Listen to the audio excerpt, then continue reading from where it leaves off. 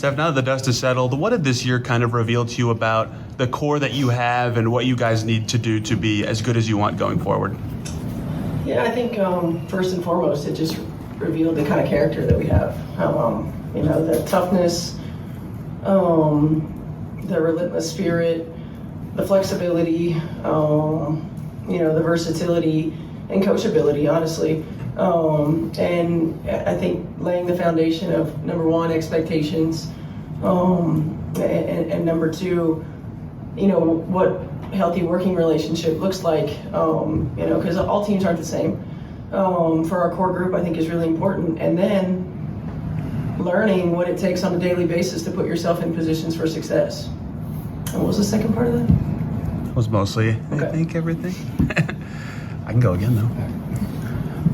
Would you, given the year you had with the injuries, with so much roster change, and personally describe this as the most challenging year you've had coaching? And if so, how did that, kind of change your day-to-day, what you did and the product that you put out on the floor? Yeah, I'd say so. It was challenging in a number of levels. But with that challenge was also probably one of the most supportive, times that I've had, because oftentimes when we go through challenges, it seems like you're alone, and it didn't at all, throughout the course of this year. And it's really is a testament to the group that we have. So it has been that for sure. It's just still so fresh that I really haven't had a lot of time to reflect.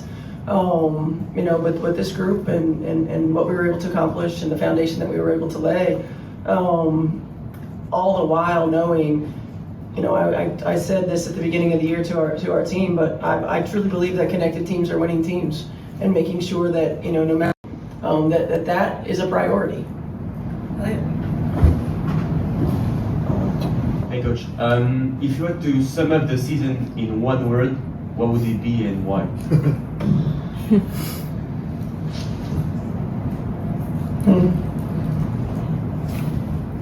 That's tough. I guess the overarching theme is just resilience, just because this group has shown so much resilience.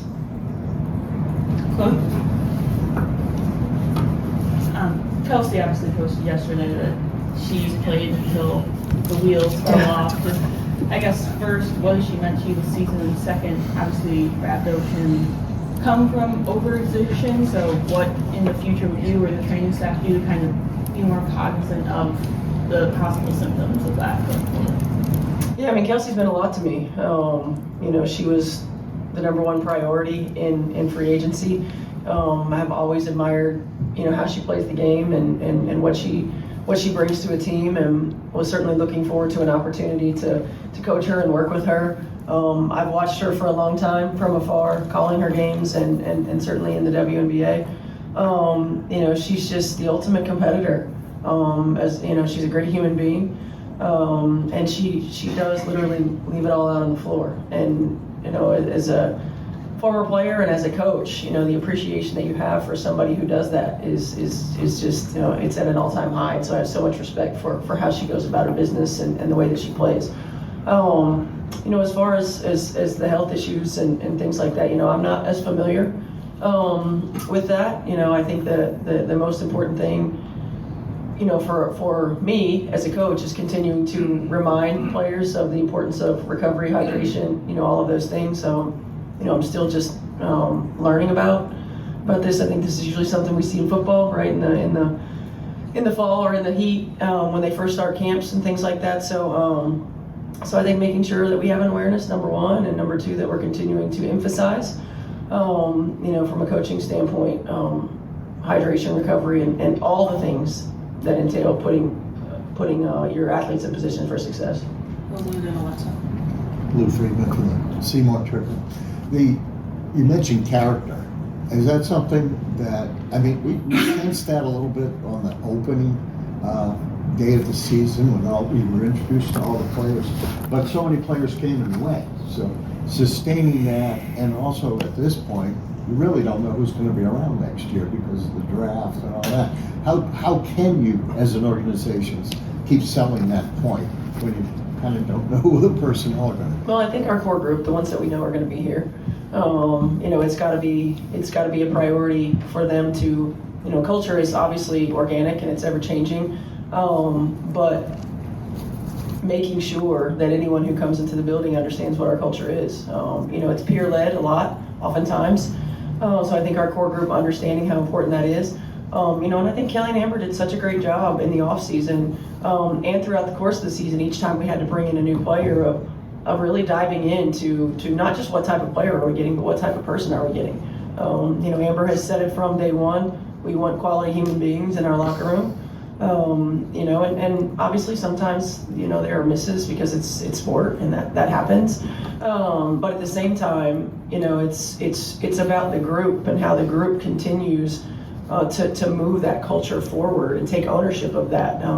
Because most of the time, as a teammate, you want to feel like you're in it together and you create that environment in the locker room. Hey, Steph. I guess I know it's all still fresh, but at this point, I guess how are you starting to think about approaching the offseason with Caitlin, both from a, just getting her back on the floor standpoint with the recovery and rehab, but also just once she's back on the court, what that will look like and, trying to get her back. Yeah, obviously those are some conversations that we'll continue to have with Caitlin, but, I think first and foremost, as she builds up her endurance, her on-the-court activity, making sure that she's healthy, and then continuing to move forward in terms of mechanics, number one, and number two, basketball. She's got to, at some point in this off season, play 5-on-5. It's going to have been a long time since she has, and so how we get that together, we'll have to see. We'll continue to have those conversations, but once she's feeling good from a movement standpoint, from a soreness standpoint, and then building back that endurance on the floor without losing some of those, mechanical tweaks and mechanical improvements. Then we'll start building back up, and it's a long off season, and she's had a long, year from this point. So it'll be baby steps, and I think for us, again, the most important thing is that she's healthy before we really ramp up. Brian and Josh. Stuff with Lexi Hall, she kind of seemed to find her shot there. I think it was after the game at home against Chicago when she really took off. What did you see from her just in terms of her improvement? Like, did she make adjustments to her shot, or was it really just as simple as trusting that the shots were going to fall as long as she continued putting in the work? And then also just her importance to the run and success that you guys had over the postseason? Yeah, I think it's a combination of things. Lexi came back, a much more aggressive, assertive player from Unrivaled. And was early especially and late, but she's just a hard player to take off the floor because of how hard she plays, because of the fact that she plays on both ends. She's not just an energy player, she's a toughness player. She does all of those things that you can't teach. I feel like her shot, oftentimes the shot's just a mental thing. And at various points throughout the course of the season, she was defended differently. She's defended differently when Sophie and Caitlin are on the floor with AB and Kelsey than she is when they're not playing. She's defended differently when Ari's on the floor and her speed and ability to get downhill and force people in rotations than she is, with Odyssey or with Shay on the floor. She probably went from 6'7" on the scouting report to 3'4". So there's a number of factors that go into it. I know that, from my standpoint, I'm never worried about her shot. It always looks good. She always takes good shots. And as someone who played the game, the most important thing is that she stayed confident in that and continued to take them. Hey, Coach, good morning. Good morning.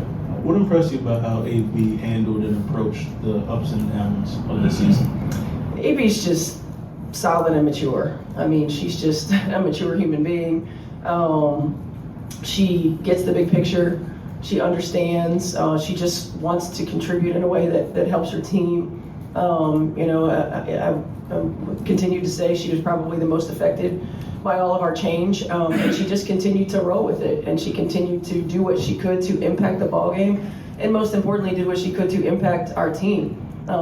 She's the rock.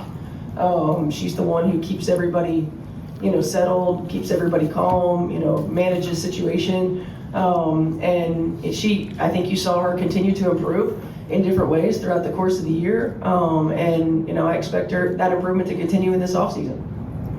We'll go back to Pat and we'll go back to Frank.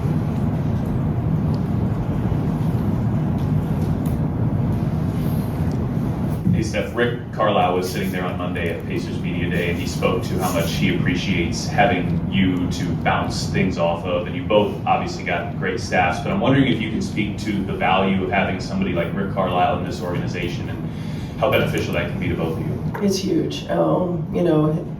Continuing to get messages from Rick and, being able to have conversations, and of course Jenny's one of my really good friends. It's important. It helps me, number one, maintain perspective, because sometimes it gets a little crazy. And number two, just to be able to bounce ideas off of, think of things from a fresh perspective.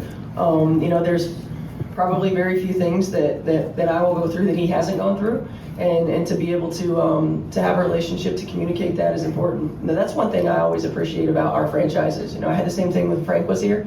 In fact, saw Frank in LA and continue to have that relationship. So I do appreciate that about this organization and our franchises, is that we do.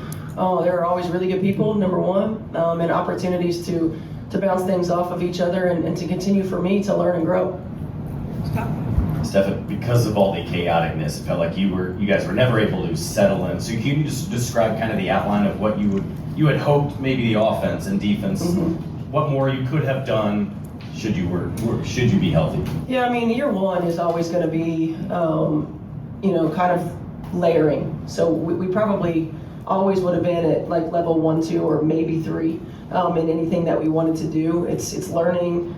It's learning what each player is capable of absorbing, but it seemed like we could never quite get to that level 2, whether offensively it's reads, changes in alignment, tweaks, complexity in action, or defensively, being able to mix up coverages, whether it had been on multiple players, scheme throughout the course of a possession.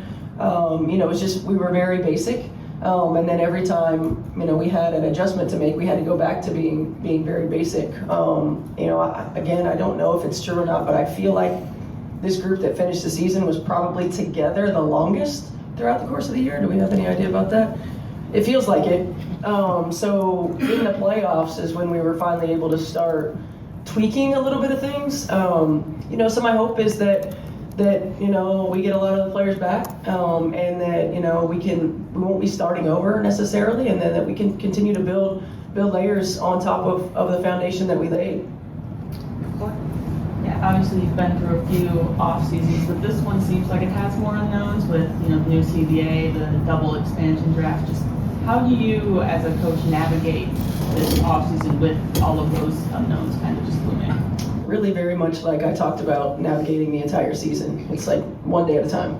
It's you get exhausted if you start thinking about the what ifs and what can happen. And right now it's about wrapping up what we've done here and communicating with each of our players, laying out foundations for the ones that we know are going to be back or anticipate being back, and things that we can do in the off season. And then rest, recovery, so that I can have the energy to do all the other things. So I think it's speculating about what's going to happen, what could happen. It's just exhausting. Probably would have done that 10 years ago. Right now, I'm just going to be where my feet are. I'm going to, take it one day at a time. We'll have conversations. Certainly as a staff and organization. But until we know what direction we can go, it's just being in the moment. Time for one more in the back, Trish. Steph, just how remarkable was what this team did this year? Yeah, I think if you ask me in 3 or 4 weeks, I'll probably have a more in-depth answer, because I really haven't had time to process everything. But it even throughout the course of the season, it doesn't go unnoticed or doesn't escape me just how unique this group was. There are a lot of groups and a lot of talented groups that I've coached or been a part of that would have folded, right? That would have just used every excuse in the book to not put ourselves in position to be successful or to make excuses, and this group didn't.